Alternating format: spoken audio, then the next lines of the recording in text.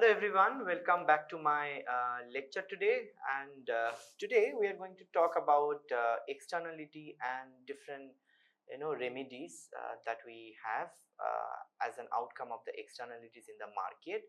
So what did we learn so far from externality? One thing that we learned, and it was very clear with the help of different examples, and also we also tried to give you the explanations with the help of graphical illustration, that externalities are a source of economic efficiency.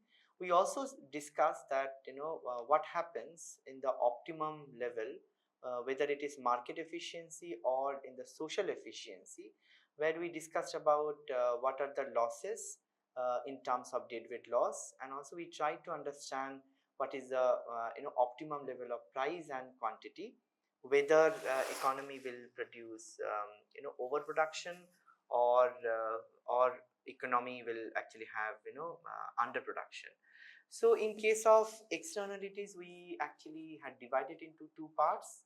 One is negative externalities, that is how all of us in social sciences and economics in particular, that we get bothered when we have negative externalities. So when we refer that externality in case of economics, we always tend to refer that it is negative externalities, right?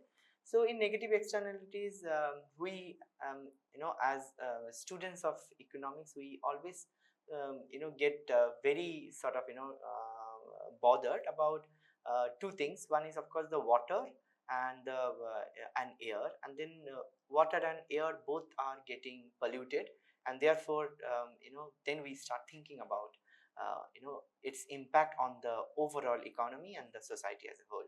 So in this particular context, we discussed about negative externalities, but then externality also could be positive. We also discussed about positive externalities.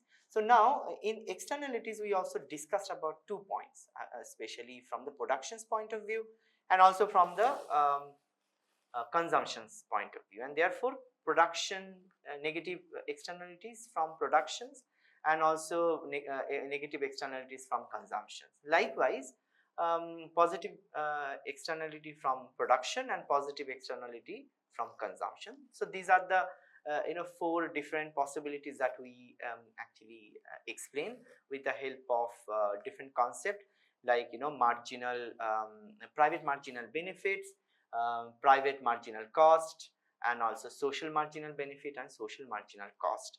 So the consequences of externalities, if I can summarize, there are 2 as an outcome in the economy that we see is like, one is overproduction of goods, that's actually lead to negative externalities, and undersupply of goods that leads to positive externalities. So this is how we actually kind of summarize what we learn from externality debate. So now when we have the externality, so what are the prescriptions, like as a policy makers, how do we address or how to tackle these externalities? So that is the major challenges for the policy makers. So in this particular context, like we'll again bring the concept of externalities, but we'll also talk about Coase theorem here. But all of us, we know Coase theorem as a student of economics, and this Coase theorem proposed by Ronald Coase, who also got the Nobel in 1991. And then kind of couple of remedies, like how private sector like market can resolve, or and that how government or public sector actually provide the some sort of solutions to address or to tackle externality. So let us first try to discuss, like what is a private sector solution to negative externalities, and then we'll talk about the public sector solutions to address or to tackle externalities. So let us first see what Ronald Coase raised his worry, or the questions that he raised in his paper in 19 60, that seminal work, that particular paper, where he actually raised this question that why won't market simply compensate the affected parties for externalities. If, like for example, that if I bring the example that we had already discussed in our previous few lectures, where we have said that either consumer is getting affected or producers are getting affected. So in this particular case, Ronald did not prescribe, but then kind of raise a question like, if we live on the market and if we live on the both the parties, those who are getting affected, if they automatically kind of settling these issues and then or tackle externalities, then what is, I mean, why not that particular solutions? But then certainly Ronald Coase did not actually prescribe that market will actually settle everything. The kind of critique or the kind of interpretations that came out of Ronald Coase theorem, that he kind of put everything on the market. I think that is not a correct interpretations of Ronald Coase. Rather, it is like over interpretations what he tried to mean. So we'll come back to that point, that what basically he meant about resource allocations and efficiently resource allocation. So we'll come back in our subsequent discussions. So now if we move further, like the first point that was a kind of point of discussion was like internalizing the externality. So how you internalize, either through with the help of private sector solutions or with the help of public sector solutions. So what does that mean, like internalizing the externality? Like when either private negotiations or government actions, if it is through private, then private players like affected one, whether fishes community in our example, or the steel or manufacturing producers, if they are actually kind of coming together and negotiating, and with the help of negotiations, if they can settle the issue, then that is one of the ways in which internalization happens. The other one is like if that fails, then government actions will come, and then we'll try to kind of negotiate between these two parties. So this internalizing the externality is one of the points that was highlighted by Ronald Coase. And then what was his proposition? So let us discuss that, and then we'll also give the examples that we are trying to discuss. So here the main point that Ronald Coase kind of highlighted is on property rights. So the definition, the property right that he kind of highlighted is like define property right. So who should have the property right? Is it the fishers community who should have the property right to access river, and then they should record their livelihood from the river, because river is the kind of natural resources, or should we give the right to the industries, whether it is garment industries or textile, or say steel industry, that they should be having the right, and then let's fishers community they come and then bargain in the different. So two ways in which actually property right can be defined. But in this particular case, what he emphasized more and more is on the property rights, like define property rights, who will have the access. So what he said, what we learn from Coase theorem is like, when there are well defined property rights and cost less bargaining, like here two parties, if they are coming together and then trying to find out amicable solutions to access the resources or do the business, and there if that bargaining is causing very less cost effective, it's not like one is holding back or corruption. One can actually say in this kind of bargaining as a byproduct corruptions or some other non-institutional arrangements which becomes very costly, means transaction cost becomes very expensive. If that is manageable or cost less, either low or zero, and property rights are defined very nicely, means well defined between the party, those who are creating the externalities and party affected by the externalities, like in our previous case what we have understood when we try to understand the losses, like deadweight loss, um, and then in that particular, in our case, is like whether I mean, who is creating is certainly the industry, like say steel industry or garment industry.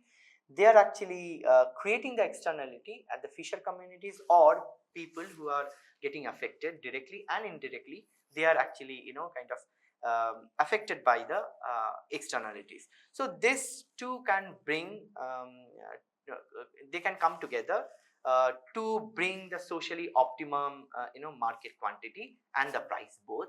So that is where Coase theorem actually highlights. Imagine a couple of cases here. One can actually think of Coase theorem, to place Coase theorem, like in, say, in one building in the marketplace. One center in the same building, you have coaching center, at the same time that also has music outlet for kind of giving video or CD or any DVD recording center, which is actually kind of loud enough. And then just next door is like coaching center, which requires quite kind of space. So definitely when music becomes very loud, that will have negative impact on the next door. But then both the shops are actually following their own activities and doing their own activities, and then both of them are actually not creating any problem in terms of productions. But then definitely one is getting affected by the others. So in that particular case is like externality. So what are the two ways here? So one is coaching center can demand for compensations, or can say that because you are creating noise and I need to now create noise proof learning and teaching environment, and therefore I need to spend this many dollars or this many rupees to make my coaching center soundproof.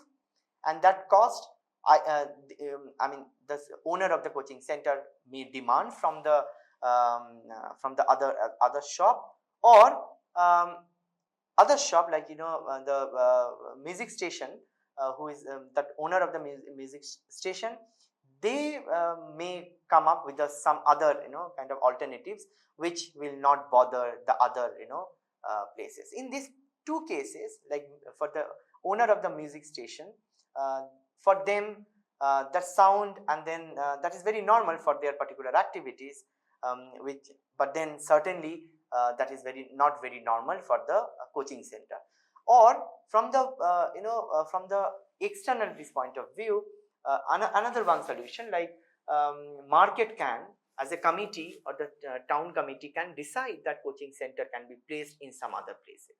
And therefore, even if you see from new ordering of the city or the planning, you will see that educational institutional areas are are placed in certain places, and which will be designated places where it won't be some other activities will not be there.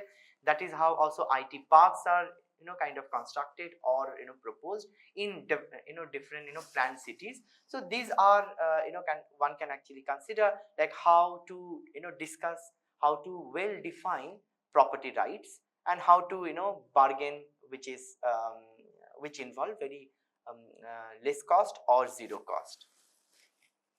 So what is the proposition? Proposition is, if property rights are well defined and enforceable and transferable, and transaction costs are negligible or zero, and there is a complete set of markets, like in this particular case what I give the example like in the same market complex, there are two shops, and for two shops there are certain decorum is needed, certain level of activities which are inevitable, but then certainly one is getting affected by the other. So in this particular case, if market is well defined, is a complete set, and alternatives are there, then definitely an efficient allocation of the resources will result, even if externalities are present, like some amicable solutions. So this is what he tried to say. So Coase theorem doesn't talk about you leave it on the market, let them bargain between them, and then let's informal transaction happens between them. That becomes very costly affairs, and then they resolve. So that is not the market that Ronald Coase sort of proposed. It is in fact it is not talking about non-institutional factors. Rather, he spoke about institutional economics, like how institutions can come together and bind that economic activities.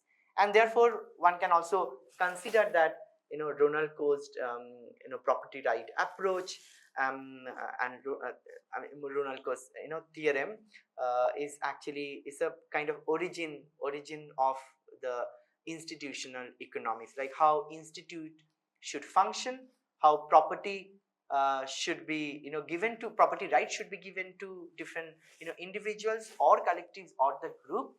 And then if you give it to the group, there is a different set of issues. Even if you give it to the individual, then also there will be some different set of issues that will come as we discuss further.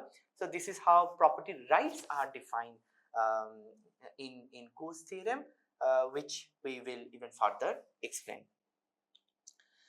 So now when we further proceed with the Coase theorem, is the two conditions that I would like to again reiterate. The first condition is like internalize the externality by well-defined property rights. So certainly property right is the kind of emphasis here, and that should be very well defined.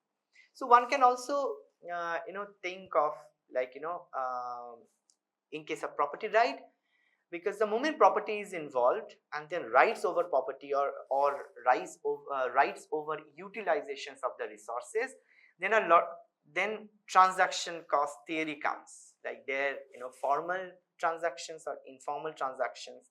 And then we already know from labor market theories or informal economies theoretical perspective, we already know that the moment we question or we raise issues about or over property rights, then informality or informal organizations and informal transactions comes, and that is of course some are illicit, some are illegal, and their extra legalities or extra legal activities comes there.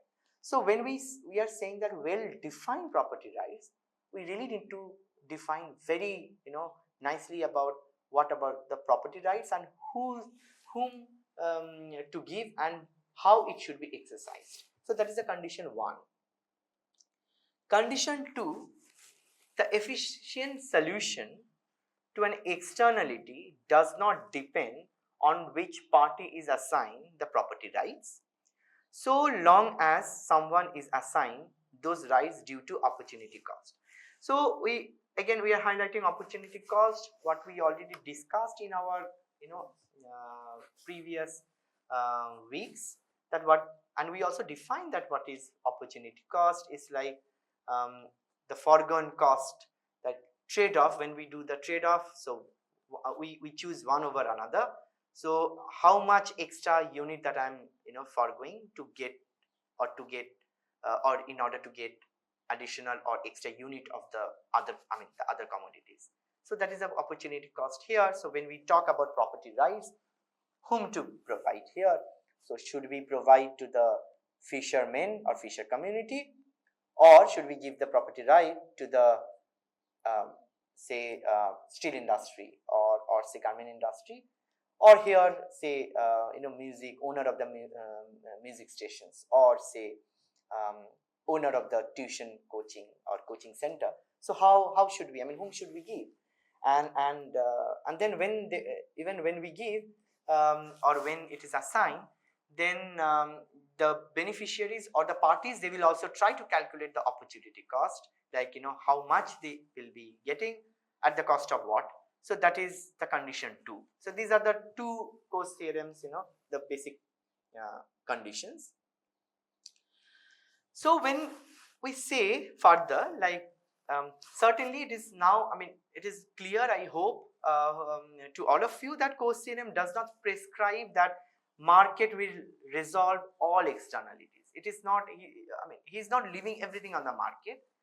Rather, he says that Coase theorem suggests that market can potentially solve externalities if property rights, again emphasized, that property rights are clearly assigned again, and negotiation is feasible.